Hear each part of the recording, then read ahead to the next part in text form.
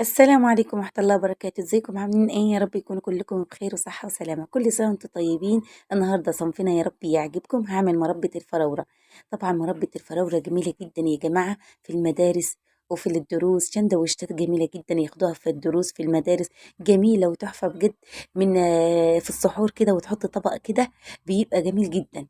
عاملينها بأيدينا ومضمونة وجميلة وخطواتنا بسيطة جدا جدا. ويا رب تعجبكم الطريقة وتعجبكم مربى الفراولة، وامشي على خطواتي وانتي راح تعملي احلى مربى فراولة. زي ما انتي شايفين كده انا جايبة 2 كيلو فراولة، راح اغسلهم حلو واشيل الوردة بتاعتهم وانضفهم تنظيفة جميلة جدا عشان الرملة اللي فيها. ويلا نسمو بسم الله ونشوف الطريقة على طول. وغسلنا الفراولة بتاعتنا جميلة جدا بجد. 2 كيلو فراولة وممكن يصفوا في الغسيل والنظافة، يصفوا على كيلو ونص فراولة. ما شاء الله عليها بلدي ومسكرة وجميلة جدا. انا حضرت علبة عشان راح اقطع فيها الفراولة. زي ما انتم شايفين حبيت ان انا احضر علبة بغطاها عشان راح ابيتها من بالليل في السكر، عشان ما السكر يدوب وما نحتاجوش خالص نحط لها مية. حسب القطعة اللي انت بتحبيها في الفراولة تكبري القطعة تصغريها براحتك انت في القطع. انا بحب ان انا ببين الفراولة في المربى بتبقى طعمها جميل جدا. اقطع الفراولة بتاعتي واحضر المعيار بتاع السكر. زي ما انتوا عارفين طبعا كيلو الفراولة عليه كوبايتين من السكر المج. قطعنا الفراولة بتاعتنا وحضرنا المعيار بتاع السكر. أنا عاملة كيلو ونص من الفراولة، راح حضرت لهم 3 كوبايات من السكر عشان ما تبقاش مسكرة قوي خالص. أحط السكر في المربى وأقلبها حلو، وبعد كده نروح مغطياها وحطها في التلاجة.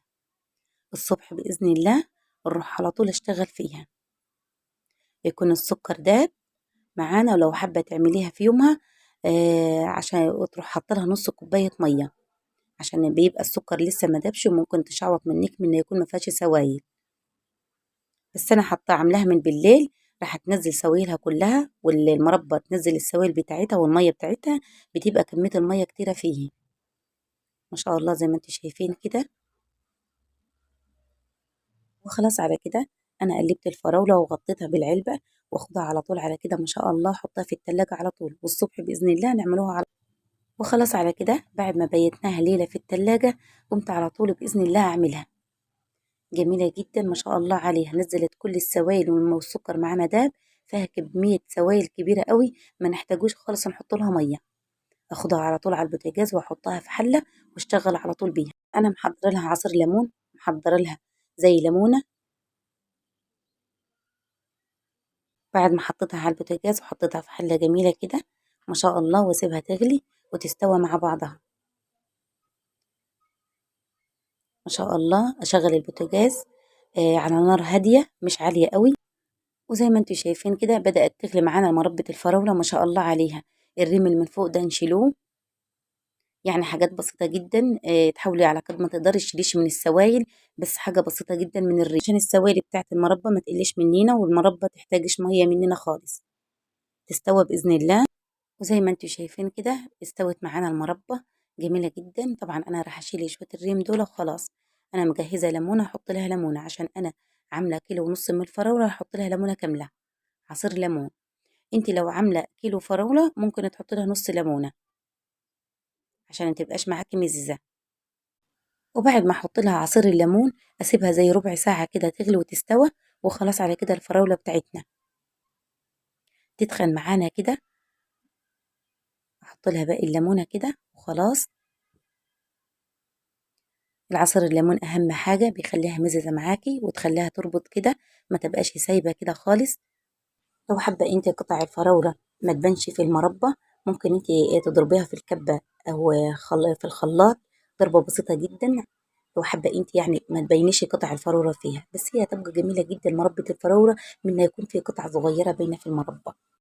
والمربى بتاعتنا استوت ما شاء الله عليها بجد، قوامها جميل جدا يا جماعه، ما تتخنيش اكتر من كده. هي دلوقتي منها تبرد راح تتخن معاكي، وبالذات منها تتحط في الازايز وتتحط في التلاجة كده عشان نحفظوها يعني. وتطلعي كده راح تلاقيها تخينه. تبرد المربى بتاعتنا ما شاء الله، واكون انا حضرت الازاز بتاعتي وعقمتها حلو. وخلاص على كده المربى بتاعتنا بردت زي ما انتم شايفين كده قوامها جميل ما شاء الله عليها بجد. طعمها جميل جدا، مظبوطة قوي في السكر بتاعها وفي الليمون، ومظبوطة خالص. مكوناتنا بسيطة جدا وامشي على خطواتي وانتي رح تعملي أحلى مربى فراولة. طبعا أنا غسلة برطمان إزاز كده، غسلاه حلو ومعقماه حلو ومسحاه بفوطة عشان ما يبقاش فيه مية خالص. أعبي فيها الفراولة كده ما شاء الله، قوامها جميل جدا وريحتها وطعمها جميل. المربى بتاعت البيت بتبقى جميلة خالص غير اللي بنشتروه من بره خالص، بيكون انت ظبطها في السكر، ظبطها في التخن بتاعها، ظبطها في كل حاجة، بتبقى طعمها جميلة ومضمونة وعاملينها بأدينا. وعبينا الفراولة بتاعتنا ما شاء الله عليها، عملت لي كمية جميلة جدا، كيلو ونص من الفراولة ومع 3 كوبايات من السكر المج. مقاديرها بسيطة جدا، ما خدش معايا مقادير كتير، ما خدش معايا تكلفة كتير خالص بجد يعني. مربة الفراولة جميلة جدا والأطفال بتحبها، وطبعا احنا داخل علينا رمضان خلاص. ما شاء الله جميلة جدا في السحور مع القشطة كده، بتبقى جميلة جدا. وكمان احنا لسه مكملين في المدارس، جميلة جدا، وفي الشندوشتات، فهم رايحين المدارس هم رايحين الدروس، ما شاء الله عليها بجد. الفراولة متوفرة كتير في السوق، وأوانها الأيام ديت. حابة تعملي مربى، حابة تخزنيها لرمضان، أوانها الأيام ديت بتبقى جميلة جدا ومسكرة في الشتاء. ولو أول مرة تشوفي قناتي، فضلا ليس أمرا، حطي اللايك واشتراك، وأشوفكم في فيديو تاني بإذن الله.